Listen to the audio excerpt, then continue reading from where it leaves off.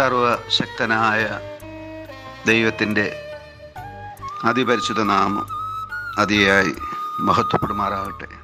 കർത്താവിൽ പ്രിയ ദൈവമക്കളെ, നിങ്ങൾക്കേവർക്കും ജീസസ് വോയിസ് മെസ്സേജ് എന്ന പ്രഭാത ദൈവവചന ധ്യാന ശുശ്രൂഷയുടെ പുതിയൊരു എപ്പിസോഡിലേക്ക് സ്നേഹത്തോടെ സ്വാഗതം. അല്പസമയ ധ്യാനത്തിന് ഒരു തിരുവചനം വായിക്കുന്നു.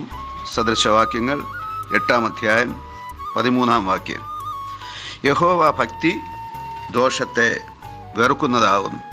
ഡംഭം, അഹങ്കാരം, ദുർമാർഗം, വക്രതയുള്ള വായ് എന്നിവയെ ഞാൻ പകയ്ക്കുന്നു. കർത്താവിൽ പ്രിയരെ, നാം വായിച്ചു കേട്ട സദൃശവാക്യങ്ങൾ 8-ാം അധ്യായം 13-ാം വാക്യത്തിൽ ജ്ഞാനികളിൽ ജ്ഞാനിയായ ശലോമോൻ രാജാവിൻ്റെ ഉപദേശമാണ് നാം കേൾക്കുവാനിടയായത്. ഇവിടെ ദൈവത്തിൽ നിന്നും നേരിട്ട് അഥവാ ദൈവിക പ്രത്യക്ഷതയാൽ ദൈവം തന്നെ പരിജ്ഞാനം നൽകിയ, വരദാനമായി ജ്ഞാനം നൽകിയ ശലോമോൻ രാജാവ് എല്ലാവരോടുമായി പ്രഘോഷിക്കുന്നത് ദൈവം വെറുക്കുന്ന 4 കാര്യങ്ങളാണ്. ഡംഭം, അഹങ്കാരം, ദുർമാർഗം, വക്രതയുള്ള വായ് എന്നിവയെ ദൈവം വെറുക്കുകയാണ്. ദോഷത്തെ വെറുക്കുന്ന ജീവിതമാണ് ദൈവഭക്തിയിലുള്ള ജീവിതം. ദോഷത്തെ എന്നാൽ പാപത്തെ, ലംഘനങ്ങളെ, അകൃത്യങ്ങളെ. ഈ പട്ടികയിൽ വളരെയധികം കാര്യങ്ങളുണ്ട്. ചെറുതും വലുതുമായ പാപങ്ങൾ. അതിൽ 4 പാപങ്ങളാണ് ഇവിടെ കാണുന്നത്. മറ്റു പല വേദഭാഗങ്ങളിൽ പാപത്തിൻ്റെ പട്ടിക വളരെ വലുതായി പ്രസ്താവിച്ചിട്ടുണ്ട്. ഈ അധ്യായത്തിൽ ഈ വാക്യത്തിൽ പറഞ്ഞിരിക്കുന്ന ഈ 4 പാപങ്ങൾ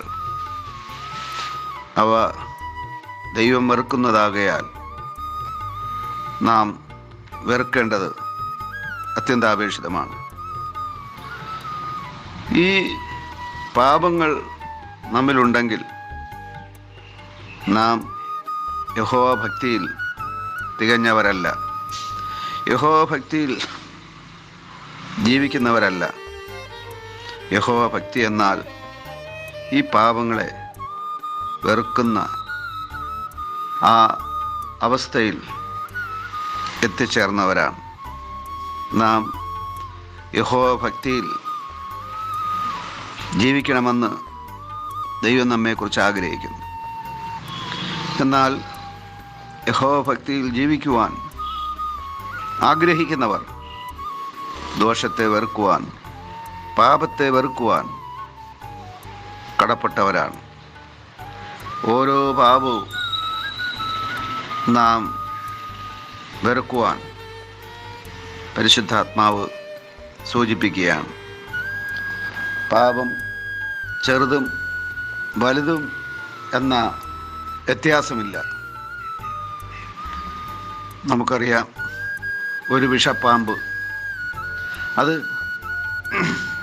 ചെറുതായാലും വലുതായാലും നമ്മെ കടിച്ചാൽ മരണം ഉറപ്പാണ്.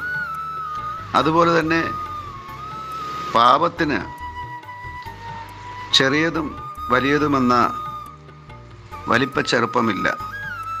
പാപം ഏതും പാപം തന്നെയാണ്. അത് വെറുക്കുവാൻ നമുക്ക് കഴിയണം. അപ്പോഴാണ് നാം ദൈവഭക്തരായി അഥവാ യഹോവ ഭക്തരായി മാറ്റപ്പെടുന്നത്. ഈ അന്ത്യകാലത്ത് ജീവിക്കുന്ന നമ്മെ പല പാപങ്ങൾ